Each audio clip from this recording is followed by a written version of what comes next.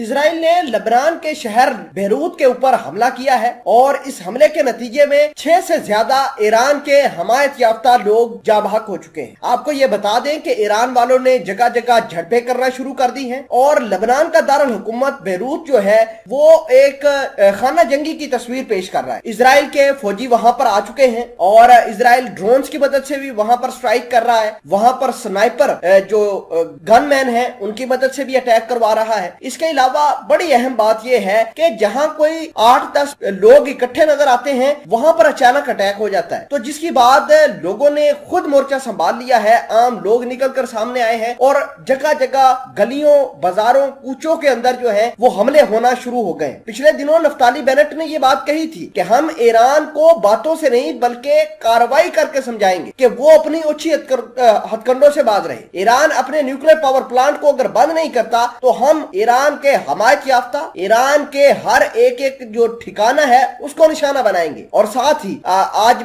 आपको बता दें कि कुवैत, इसके अलावा दीगर ममालिक जो है अरब के, उन्होंने लबनान के अंदर अपनी एम्बेसीज बंद करने का ऐलान किया है और अपने शहरियों को कहा है कि जितनी जल्दी हो सके वो लबनान को छोड़ दे, क्योंकि लबनान के हालात अब मजीद खराब होने वाले हैं। नाज़रीन ग्रामी, पहले फलस्तीन के अंदर लड़ाई हुई थी और अब लड़ाई इजराइल करेगा लबनान के अंदर। और आपको यह भी बता दें कि यूएई के फॉरेन मिनिस्टर ने यह कहा है कि हम किसी भी हिजबुल्लाह को काम नहीं करने देंगे, ना ही उसको सपोर्ट करेंगे। नाज़रीन ग्रामी, अरब ममालिक जो है वो इजराइल के पल्ले में अपना वजन पहले ही डाल चुके हैं। मामलात क्या हैं, तमाम तर चीजें आज की इस वीडियो में डिटेल के साथ डिस्कस करेंगे। छोटी सी गुजारिश है कि आप हमारा यूट्यूब चैनल हसरात टीवी को सब्सक्राइब करके पास मौजूद घंटी के निशान को दबा लें ताकि लेटेस्ट न्यूज आप तक पर वक्त पहुंचती रहे। अगर हम लबनान की बात करें तो लबनान के ऊपर तकरीबन सारा कंट्रोल हिजबुल्लाह का है। तो इसराइल ने पहले कुछ यूं किया था कि लबनान के इलेक्ट्रिसिटी पावर प्लांट के ऊपर अटैक किया, उसको मुकम्मल तौर पर बंद कर दिया। पूरा का पूरा जो लबनान था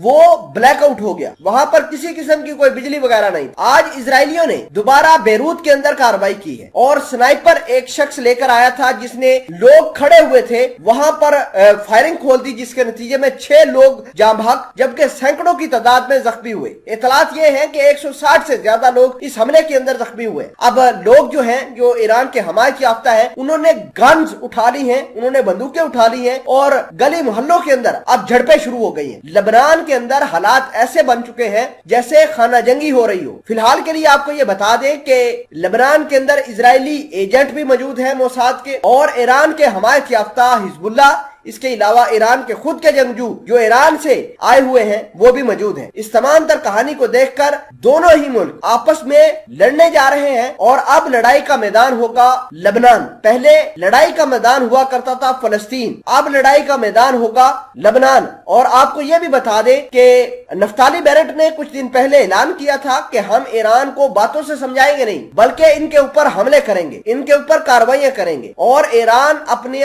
न्यूक्लियर पावर प्लांट को भी कंट्रोल करे, उसके ऊपर भी सिक्योरिटी बढ़ाए। क्योंकि ईरान को घेरने के लिए इजराइल ने अपनी जो फौज है वो अजरबैजान के अंदर भी तैनात कर रखी है, वहां से भी ईरान के न्यूक्लियर पावर प्लांट के ऊपर अटैक कर सकता है। नाज़रीन ग्रामी, इसके अलावा जितने भी ईरान की प्रॉक्सीज हैं, इराक के अंदर, सीरिया के अंदर, लीबिया के अंदर, लबनान के अंदर, अब इजराइल ने उनको भी हिट करना शुरू कर दिया है। तो ये मामला बहुत ज्यादा खराब है। अरब ममालिक जिनमें सऊदी अरेबिया, मिस्र, कतर, इसके अलावा यूएई, ये सारे के सारे ममालिक जो है अपना वजन जो है वो इजराइल के पलड़े में डाल चुके हैं।